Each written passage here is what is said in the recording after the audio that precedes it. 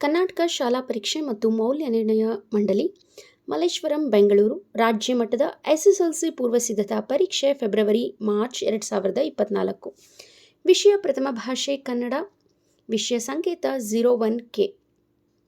ದಿನಾಂಕ 26/2/2024. ಒಟ್ಟು ಅಂಕಗಳು 100. ಸಮಯ 10:15ರಿಂದ 1:30ರವರೆಗೆ. ಪರೀಕ್ಷಾರ್ಥಿಗಳಿಗಾಗಿ ಸಾಮಾನ್ಯ ಸೂಚನೆಗಳು ಅಂತ ಹೇಳಿ ಕೊಟ್ಟಿದ್ದಾರೆ. ಈ ಸೂಚನೆಗಳನ್ನು ಒಮ್ಮೆ ಓದಿರ್ತೀರ ನೀವು. ಇವಾಗ ನಾನು ಒಂದೊಂದೇ ಪ್ರಶ್ನೆಯನ್ನು ಓದ್ತಾ ಅದಕ್ಕೆ ಉತ್ತರವನ್ನು ಹೇಳ್ತಾ ಹೋಗ್ತಾನೆ.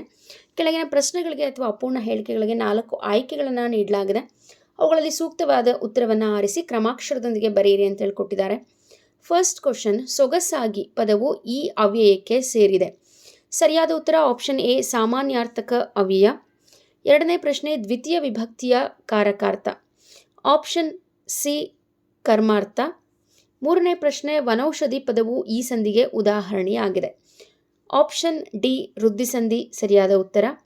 ನೈದ ವಸ್ತ್ರ ಪದವು ಈ ಸಮಾಸಕ್ಕೆ ಸೇರಿದೆ. ಆಪ್ಷನ್ ಸಿ, ಗಮಕ ಸಮಾಸ. ಐದನೇ ಪ್ರಶ್ನೆ, ಸ್ವತಂತ್ರ ವಾಕ್ಯಗಳಾಗಿ ನಿಲ್ಲಬಲ್ಲ ಅನೇಕ ಉಪವಾಕ್ಯಗಳೊಡನೆ ಒಂದು ಪೂರ್ಣಾಭಿಪ್ರಾಯದ ವಾಕ್ಯವಾಗಿದ್ದರೆ ಅದು ಆಪ್ಷನ್ ಡಿ, ಸಂಯೋಜಿತ ವಾಕ್ಯ. ಒಬ್ಬರು ಹೇಳಿದ ಮಾತನ್ನೇ ಯಥಾವತ್ತಾಗಿ ಬರೆಯುವಾಗ ಈ ಚಿಹ್ನೆಯೇ ಬಳಸಲಾಗುವುದು. ಆಪ್ಷನ್ ಬಿ, ಉದ್ಧರಣ ಚಿಹ್ನೆ.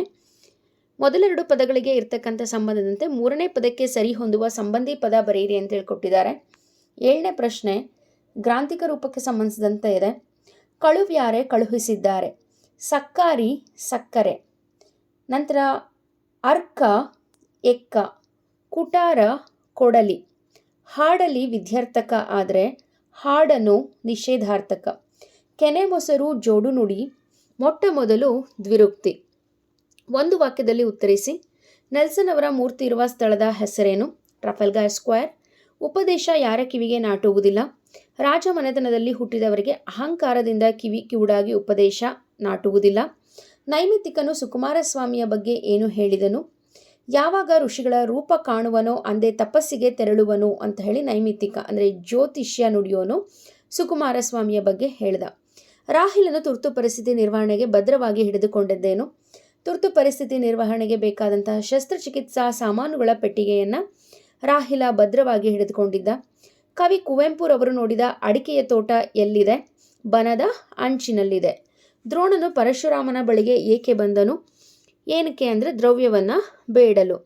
ಪೆರಿಯಾರ್ ಅವರು ಹುಟ್ಟುಹಾಕಿದ ಸಂಘಟನೆಯ ಹೆಸರೇನು? ದ್ರಾವಿಡ ಕಳಂಗಂ. ನಂತರ 3-4 ವಾಕ್ಯದಲ್ಲಿ ಉತ್ತರಿಸಿ ಪ್ರಶ್ನೆಗಳನ್ನು ಗಮನಿಸಿ. ಲಕ್ಷ್ಮಣನು ಅಣ್ಣನನ್ನು ಹೇಗೆ ಸಂತೈಸಿದನು? ಶಬರಿಯು ರಾಮ ಲಕ್ಷ್ಮಣರನ್ನು ಉಪಚರಿಸಿದ ರೀತಿಯನ್ನು ತಿಳಿಸಿ. ನಾಲ್ವಡಿ ಕೃಷ್ಣರಾಜ ಒಡೆಯರ ಕಾಲದಲ್ಲಿ ಯಾವ ಯಾವ ಕ್ಷೇತ್ರಗಳು ಸ್ವಯಂ ಆಡಳಿತ ಕ್ಷೇತ್ರಗಳಾಗಿದ್ದವು?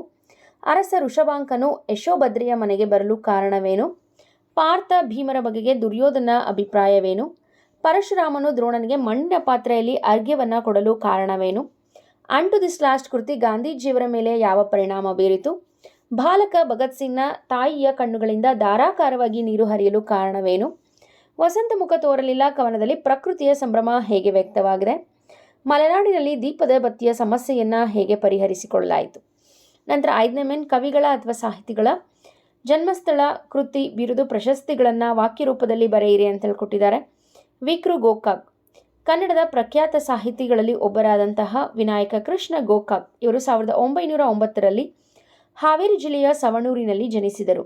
ಇವರು ಕನ್ನಡ ಸಾಹಿತ್ಯಕ್ಕೆ ಅಪಾರವಾದ ಕೊಡುಗೆಯನ್ನು ನೀಡಿದ್ದು, ಇವರು ರಚಿಸಿರುವ ಪ್ರಮುಖ ಕೃತಿಗಳೆಂದರೆ ಪಯಣ, ಉಗಮ, ಇಜ್ಜೋಡು, ಭಾರತ ಸಿಂಧು ಲಕ್ಷ್ಮಿ ಇನ್ನು ಮುಂತಾದವು.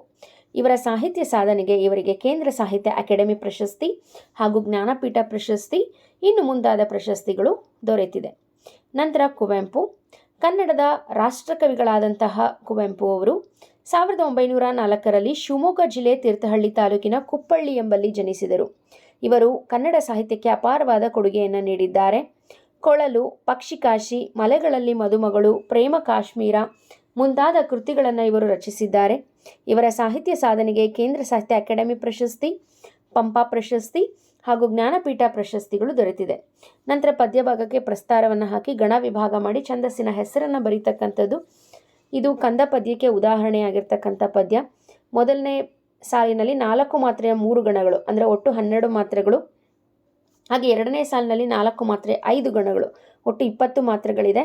ಇದು ಕಂದ ಪದ್ಯವಾಗಿದೆ ಅಂತ ಹೇಳಿ ಬರೀಬೇಕು. ನಂತರ ಕೆಳಗಿನ ವಾಕ್ಯದಲ್ಲಿರ್ತಕ್ಕಂತಹ ಅಲಂಕಾರವನ್ನು ಹೆಸರಿಸಿ ಲಕ್ಷಣ ಬರೆದು ಸಮನ್ವಯಗೊಳಿಸಿ ಅಂತ ಕೊಟ್ಟಿದ್ದಾರೆ. ಆತನು ಪರೀಕ್ಷೆಯಲ್ಲಿ ಪ್ರಥಮ ಸ್ಥಾನ ಪಡೆದು ಉತ್ತೀರ್ಣನಾದನು. ಬುದ್ಧಿವಂತನಾದ ಮಕ್ಕಳಿಗೆ ಪರೀಕ್ಷೆಯೊಂದು ಲೆಕ್ಕವೇ ಅರ್ಥಾಂತರ ನ್ಯಾಸ ಅಲಂಕಾರ ಆಗುತ್ತೆ. ಇದನ್ನು ಹೇಗೆ ಬಿಡಿಸ್ಬಿಟ್ಟು ಬರೆಯೋದು ಅಂತ ನೋಡೋಣ. ನಂತರ ಗಾದೆಯನ್ನು ಮಹತ್ವದೊಂದಿಗೆ ವಿಸ್ತರಿಸಿ ಅಂತ ಕೊಟ್ಟಿದ್ದಾರೆ.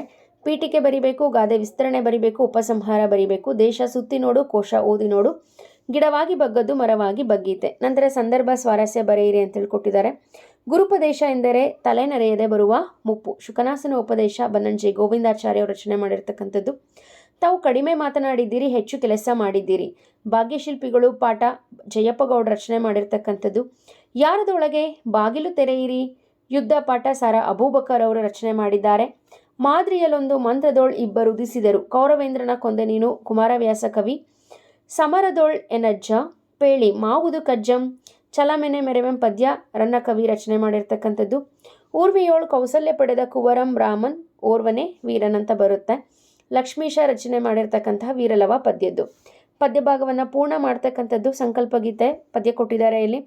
ಕಲುಷಿತವಾದಿ ನದಿ ಜಲಗಳಿಗೆ ಮುಂಗಾರಿನ ಮಳೆಯಾಗೋಣ, ಬರಡಾಗಿರುವಿ ಕಾಡು ಮೇಡುಗಳ ವಸಂತವಾಗುತ್ತಾ ಮುಟ್ಟೋಣ, ಮತಗಳೆಲ್ಲವೂ ಪಥಗಳು ಎನ್ನುವ ಹೊಸ ಎಚ್ಚರದೊಳು ಬದುಕೋಣ, ಭಯ ಸಂಶಯದೊಳು ಕಂದಿದ ಕಣ್ಣೊಳು ನಾಳಿನ ಕನಸನ್ನು ಬಿತ್ತೋಣ. ನಂತರ ನೋಡಿ ಇಲ್ಲಿ ಪದ್ಯಭಾಗವನ್ನು ಓದ್ಕೊಂಡು ಅಲ್ಲಿರ್ತಕ್ಕಂಥ ಸಾರಾಂಶವನ್ನು ಬರೀತಕ್ಕಂಥದ್ದು. ಇಲ್ಲಿ ಹಕ್ಕಿ ಹಾರುತ್ತಿದೆ ನೋಡಿದ್ದೀರಾ ಪದ್ಯವನ್ನು ಕೊಟ್ಟಿದ್ದಾರೆ. ದ ರಾ ಬೇಂದ್ರೆ ಅವರು ರಚನೆ ಮಾಡಿದ್ದಾರೆ. ಗರಿ ಅನ್ನೋ ಕವನ ಸಂಕಲನದಿಂದ ಆಯ್ಕೆ ಮಾಡ್ಕೊಂಡಿದ್ದಾರೆ. ನಂತರ ಇಲ್ಲಿ 8-10 ವಾಕ್ಯದ ಪ್ರಶ್ನೆಗಳು. ಒಂದು ವೃಕ್ಷ ಸಾಕ್ಷಿ ಪಾಠದ್ದು, ಮತ್ತೊಂದು ಹಲಗಲಿ ಬೇಡರು ಪಾಠದ್ದು. ಧರ್ಮಬುದ್ಧಿ ಮತ್ತು ದುಷ್ಟಬುದ್ಧಿಯರು ಧರ್ಮಾಧಿಕರಣರ ಬಳಿಗೆ ಬಂದ ಸಂದರ್ಭವನ್ನು ವಿವರಿಸಿ, ಅಥವಾ ದುಷ್ಟಬುದ್ಧಿಯ ತಂತ್ರ ಅವನಿಗೆ ತಿರುಗುಬಾಣವಾದ ಬಗೆಯನ್ನು ಕುರಿತು ನಿಮ್ಮ ಮಾತಿನಲ್ಲಿ ಬರೆಯಿರಿ ಅಂತ ಕೊಟ್ಟಿದ್ದಾರೆ. ಇನ್ನು ನಂತರ ಹಲಗಲಿ ದಂಗೆಗೆ ಕಾರಣವೇನು, ಕುಂಪಣಿ ಸರ್ಕಾರ ದಂಗೆಯನ್ನು ನಿಯಂತ್ರಿಸಿದ ಬಗೆಯನ್ನು ವಿವರಿಸಿ ಅಂತ ಕೊಟ್ಟಿದ್ದಾರೆ. ನಂತರ ಹಲಗಲಿಯ ಮೇಲೆ ದಂಡು ಹೇಗೆ ದಾಳಿ ಮಾಡಿತು, ಅದರ ಪರಿಣಾಮ ಏನು ಅಂತ ಕೊಟ್ಟಿದ್ದಾರೆ. ನಂತರ ಪ್ಯಾರಾಗ್ರಾಫ್ ಇದೆ. ಪ್ಯಾರಾಗ್ರಾಫ್ನ ಓದ್ಬಿಟ್ಟು ನೀವು ಆನ್ಸರನ್ನು ಮಾಡಬೇಕಾಗುತ್ತೆ. ಫಸ್ಟ್ ಕ್ವಶನ್, ಇಂದು ಕೃಷಿಕರು ಎದುರಿಸುತ್ತಿರುವ ಸಮಸ್ಯೆಗಳು ಯಾವುದು? ಇಲ್ಲಿದೆ ನೋಡಿ.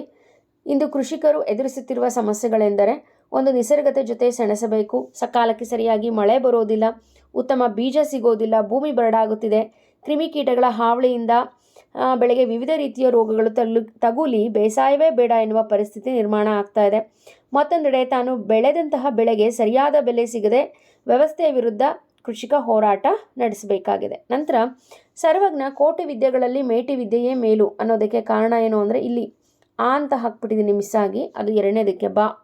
ಹಸಿ ಮಸಿಗಿಂತ ಮಹತ್ವದ್ದು ಕೃಷಿ, ಕೃಷಿಕ ನಮ್ಮ ನಾಡಿನ ಬೆನ್ನೆಲುಬು, ಒಕ್ಕಲಿಗ ಒಕ್ಕದಿರೆ ಜಗವೆಲ್ಲ ಬಿಕ್ಕತ್ತೆ ಎನ್ನುವ ಮಾತಿದೆ. ಆಹಾರವಿಲ್ಲದೆ ಬರೀ ವೈಜ್ಞಾನಿಕ ಬೆಳವಣಿಗೆಯಿಂದ ಬದುಕೋದಕ್ಕೆ ಸಾಧ್ಯ ಇಲ್ಲ.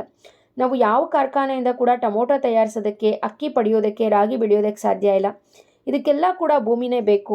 ರೈತನ ಬೆವರು ಭೂಮಿಗೆ ಸುರಿಬೇಕು. ಹಾಗಾಗಿ ಸರ್ವಜ್ಞ ಕೋಟಿ ವಿದ್ಯೆಗಳಲ್ಲಿ ಮೇಟಿ ವಿದ್ಯೆನೇ ಮೇಲು, ಮೇಟಿಯಿಂ ರಾಟೆ ನಡೆದುದಲ್ಲದೆ ದೇಶದಾಟವೇ ಕೆಡಗುಂ ಅಂತ ಹೇಳಿರ್ತಕ್ಕಂಥದ್ದು ಗಮನಾರ್ಹ. ನಂತರ ನೋಡಿ ಇಲ್ಲಿ ಪತ್ರಲೇಖನವನ್ನು ಕೊಟ್ಟಿದ್ದಾರೆ. ಇಲ್ಲಿ 2 ಪತ್ರವನ್ನು ಕೊಟ್ಟಿದ್ದಾರೆ. ಆ 2 ಪತ್ರಗಳಲ್ಲಿ ನಿಮಗೆ ಯಾವ ಪತ್ರ ನೀಟಾಗಿ ಬರುತ್ತೋ ಆ ಒಂದು ಪತ್ರವನ್ನು ಬರೀರಿ. ಪ್ರಾರಂಭ ಇರಬೇಕು, ಹಾಗೆ ಪತ್ರದ ಒಡಲು ವಿಷಯಕ್ಕೆ 2 ಅಂಕ, ಮುಕ್ತಾಯಕ್ಕೆ 1 ಅಂಕ, ಭಾಷಾ ಶೈಲಿ ಪದ ಬಳಕೆಗೆ 1 ಅಂಕ.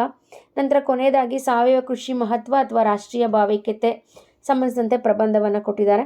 ಇದಿಷ್ಟು SSLC 2024ನೇ ಸಾಲಿನ ಪೂರ್ವ ಸಿದ್ಧತಾ ಪರೀಕ್ಷೆಯ ಕನ್ನಡ ಪ್ರಶ್ನೆ ಪತ್ರಿಕೆಯ ವಿಶ್ಲೇಷಣೆ ಅಂತೇಳಿ ಹೇಳ್ತಾ ವಿಡಿಯೋವನ್ನು ವೀಕ್ಷಿಸಿದ್ದಕ್ಕೆ ಧನ್ಯವಾದಗಳು.